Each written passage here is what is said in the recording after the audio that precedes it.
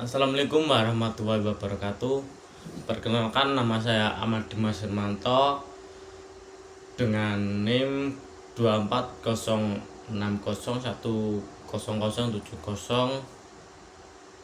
Di sini saya akan menjelaskan presentasi dari saya dengan tema pendidikan jasmani untuk anak tunawicara dengan dosen pengampu DRS Cahaya Yuwono MPD dan Ibu Dwi Tuga Putri SPD MPD.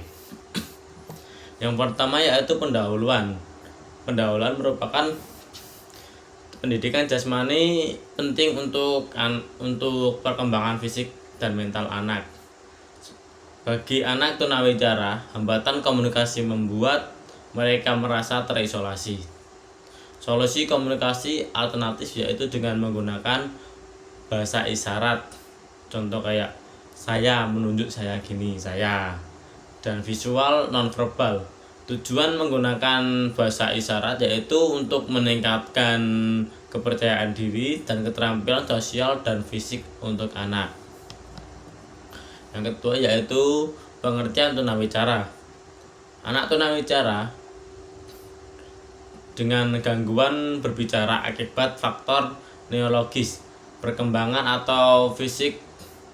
Dampaknya yaitu hambatan komunikasi, interaksi sosial, dan pembelajaran. Penjas harus diagnostik dan inklusif dengan metode yang alternatif. Klasifikasi tunawicara ada 5. Yang pertama yaitu tingkatan keparahan. Yang pertama yaitu tingkatan ringan dengan gangguan tunawicara ringan.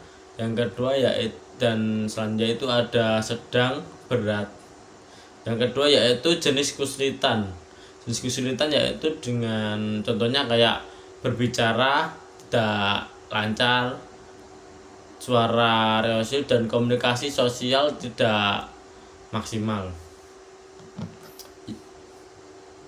Yang ketiga yaitu penyebabnya biasanya menggunakan organik, fungsional, psikogenetik. Yang keempat yaitu usia muncul. Usia muncul biasanya dapat dari dini dan anak-anak. Tipenya komunikasi verbal dan nonverbal. Faktor-faktor penyebab yaitu yang pertama ada genetik atau sindrom bawaan, yaitu dari lahir dan disebabkan oleh kandungan. Yang kedua yaitu neurologis merupakan cedera otak atau afasia CP. Yang ketiga yaitu lingkungan biasanya terjadi karena kurangnya stimulasi pembahagiaan untuk anak. Yang keempat yaitu psikologis merupakan dampak gangguan yang signifikan. Biasanya anak itu trauma dengan psikologis dan gangguan mental karena di lingkungannya itu banyak pembulian gitu. Yang kelima yaitu medis biasanya menggunakan gangguan medis, biasanya gangguan pendengaran dan infeksi. Yang keenam yaitu perkembangan biasanya terlihat dari anak yang berkembangnya itu lambat, dengan fisiknya agak kurang dan kognitif. Yang ketujuh yaitu perentalan atau neurologis, komplikasi premotias. Kriteria tunawicara umumnya sulit berbicara dengan menggunakan biasanya menggunakan bahasa isyarat dan IQ normal. Kita kalau sebagai guru harus dituntut dengan sabar dan empati dan ikhlas untuk membimbing dan membantu anak yang kena tunawicara tersebut. Materi biasanya kita harus menggunakan bahasa yang sederhana dan visual agar mudah diserap dan diterima dengan baik oleh anak tunawicara tersebut. Metode yaitu biasanya kita harus menggunakan isyarat dengan komunikasi dengan isyarat, kayak pendekatan kita berbicara harus ada isyaratnya gitu. Penilaian biasanya penilaian fokus komunikasi sosial emosional. Saran untuk ibu guru, bapak guru yang atau orang tua yang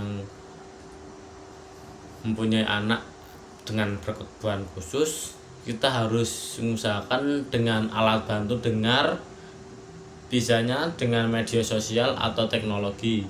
Biasanya kalau menggunakan alat bantu dengar itu bisa mempermudahkan anak dengan bicara dan bisa berkomunikasi dengan baik. Selanjutnya yaitu penanganan. Penanganan dibagi menjadi 3. Yang pertama yaitu komunikasi. Komunikasi bahasa isyarat, ekspresi wajah, dan tulisan. Yang kedua yaitu dengan terapi dan latihan.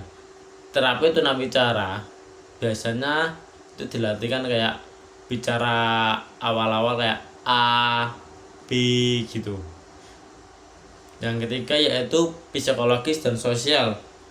Dukungan lingkungan itu sangat berpengaruh bagi anak tunawicara. Dan keluarga itu harus menyupport, jangan mengucilkan agar anak tunawicara tersebut tidak terkena mentalnya dan gangguannya lebih parah lagi.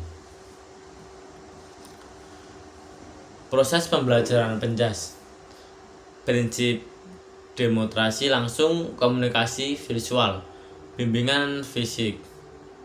Olahraga biasanya menggunakan olahraga sepak bola agar memudahkan anak untuk instruksi dengan isyarat bahasa dan bahasa tubuh, biasanya menggunakan tangan sini gitu. Atletik biasanya menggunakan aba-aba atau menggunakan alat seperti bendera. Senam biasa menggunakan gerakan visual. Bulu tangkis menggunakan gerakan teknik dan kelincahan bagi tubuh. Kesimpulannya yaitu presentasi dari saya ini menegaskan bahwa kebugaran jasmani tidak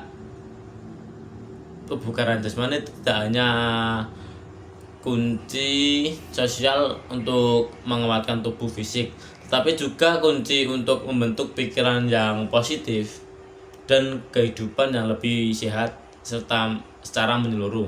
Dengan rutin berolahraga, kita dapat menjaga tubuh dan pola makan dengan seimbang, serta beristirahat dengan cukup. Setiap individu dapat meningkatkan kualitas hidup, mencegah berbagai penyakit dalam tubuh, dan menjalani aktivitas sehari-hari penuh energi. Sekian presentasi dari saya. Apabila ada salah kata, mohon dimaafkan, karena kesempurnaan hanya milik Allah Subhanahu wa Ta'ala. Wabillahi taufiq wal hidayah. Wassalamualaikum warahmatullahi wabarakatuh.